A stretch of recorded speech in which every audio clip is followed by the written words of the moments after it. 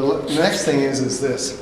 This is a topic that I'm very, very passionate about, and I get excited. So Jenny's her function is to tell me to slow down because I'll get animated with this stuff. Good luck. Of us, I said good luck. Oh yeah. I might slow down a little bit and I'll pick. But if there's a point that I make and I say something that you don't quite understand, please let me know and we'll stop and we'll address stuff, okay? Because initially I was thinking about starting this as kind of like, let's start off with a basic question and then go from there because that's how it seems to spread, okay? Now, so as some of you guys don't know, I'm a chiropractor, a third-generation chiropractor, been in practice for over 40 years. My grandfather, father were chiropractors, and they kind of taught me a lot of stuff, and then over the period of years, I learned a lot of stuff too. And mainly I was in Madison County. For those who don't know where Madison County is, that's a couple more counties over. It's out in the middle of freaking nowhere, okay? And everybody asks me, well, how did I get there? And that's a long story in itself, but what happened was when I was invited to come into the county by an orthodontist from Tallahassee, believe it or not, it was a small county and never had a chiropractor, a full-time chiropractor. And so I said, well, yeah, why not? I said, one of the best chiropractors in the nation and probably the world, he started out in Mount Horeb, Wisconsin, which was a town of 3,000 people, and then whatever in the county, and people flew in to see him. So I said, if that man can do it, I can do it too. So long story short, over a period of years, the practice grew to be a huge, huge practice. And we had about 13 counties of people that came in there. And I was working about 10-hour days and 6 days a week. And I finally had to stop, okay, because my father had pulled me to the side and said, son, you're killing yourself. So so I said, what the heck am I going to do? And then lo and behold, I got introduced to my bride here geez, how long has it been now? 16 years. 16 years, and I never thought I'd be married this long. 16 years. I didn't either. I was still surprised, I was like, hey, but it turns out she's my best friend, she's just a wonderful partner, and so I said, well, I'll just move to Tallahassee because she's from Tallahassee, so I kind of am hiding out here. And so, but it was a great blessing in disguise because I left a practice that was extremely huge and extremely busy and everything, and everybody asked me, like, why would you want to leave something like that? I said, because I knew in my heart I had to do something different, okay? And by doing something different, I knew that I had to do a different approach toward what I did, okay? And chiropractic itself was no longer fulfilling to me because I would work with people all the time and get them balanced back out and everything, but there was a frustration that was associated with because they kept on having to come back, and I didn't like that, okay? So I'm going to start off with this whole thing with one of these basic questions that it's been driving me crazy for decades. And one of them was, like, who am I and why am I here? What's my purpose? And there's a lot of answers to that. But this one's been nagging me for the longest time is the toilet seat down or the toilet seat up? I don't understand. People say the toilet seat needs to be down. How many people say the toilet seat needs to be up? Okay, because my wife has an opinion. Okay. And it's not your opinion. And the reason why I asked that question was a lot of people ask me, well, why chiropractic? Because I was going to be an orthopedic surgeon. I was in the main line for it. The college I was going to had a direct line into med school, and I had the grades for it. But something told me to change direction. And so they said, well, why chiropractic? At that time, back in the 70s even, The chairman of the science department of the college I went to pulled me aside, and he was giving me these articles about chiropractic is quack-create, chiropractic is and he's tried his best to dissuade me from going to chiropractic school, okay? But something told me that I need to follow this. And not because my grandfather and my father were a chiropractor, but something just said, go this way. And I started following that.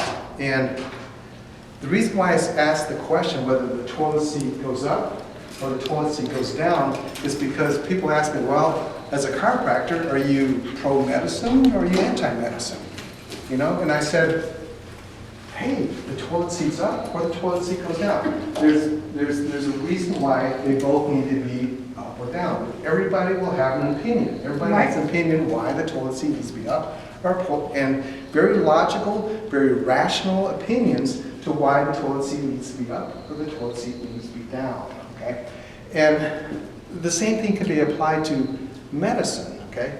And anything in the healing arts, whether it's massage therapy, whether it's energy medicine, whether it's energy psychology, whether it is laying of the hands, SOT. I've been exposed to all of those things, and they all have a logical reason, and they all have a purpose, okay? Toilet seat up or toilet seat down. It doesn't matter. It really doesn't matter, because it's all about the person's perception and their opinion, okay? So, that being said, I embrace medicine all the time. I said, if I'm laying here and I'm spurting out blood, praying over me would be helpful, but call 911. It ain't gonna, unless I'm really, really, really, really good about it, I'd rather go to the hospital. Okay? And that being said, there's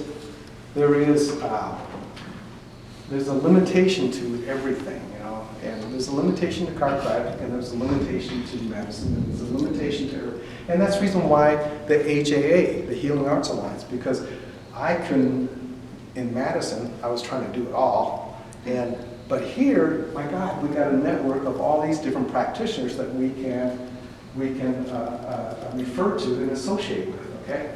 What a wonderful resource, okay? And that's the reason why when I first moved to Tallahassee, heard about the Healing Arts Alliance, I jumped right in there, okay? Because it was a wonderful organization.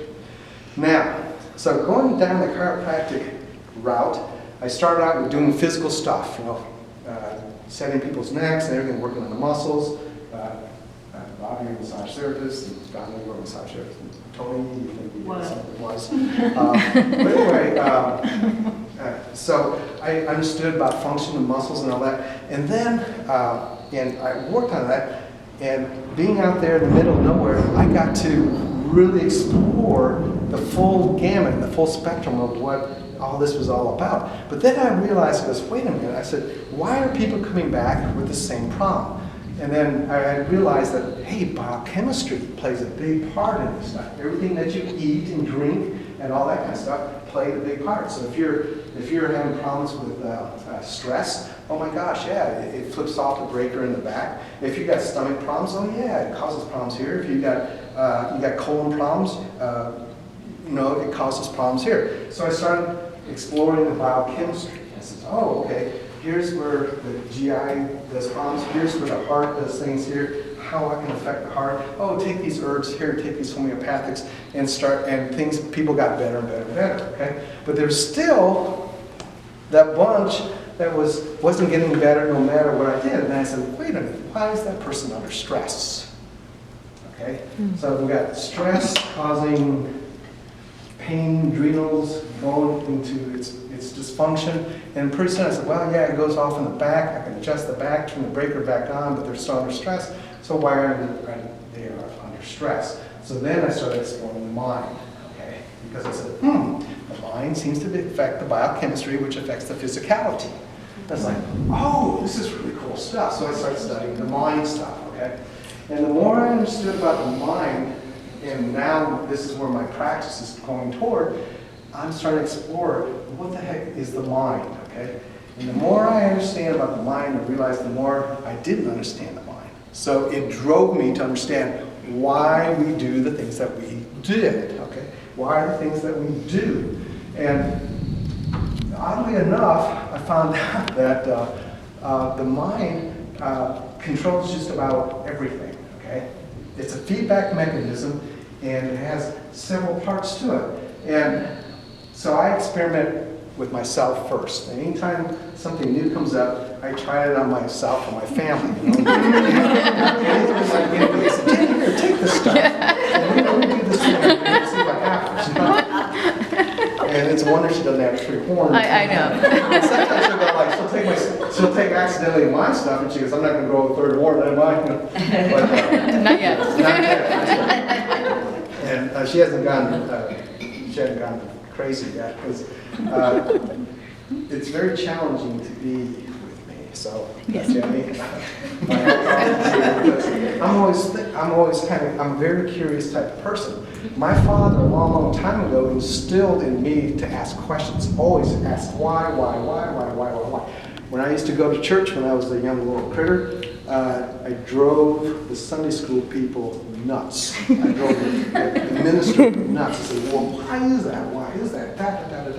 And so I read the Bible, read backwards and forward. I read the Quran backwards and forward. I studied the Hindu stuff, the Upanishads, the Tao, the Buddhist texts, all that kind of stuff. And I was like, gosh, but they're all saying the same thing, all the same thing. They're all pointing to this one thing. And it's called this source, whatever that source is.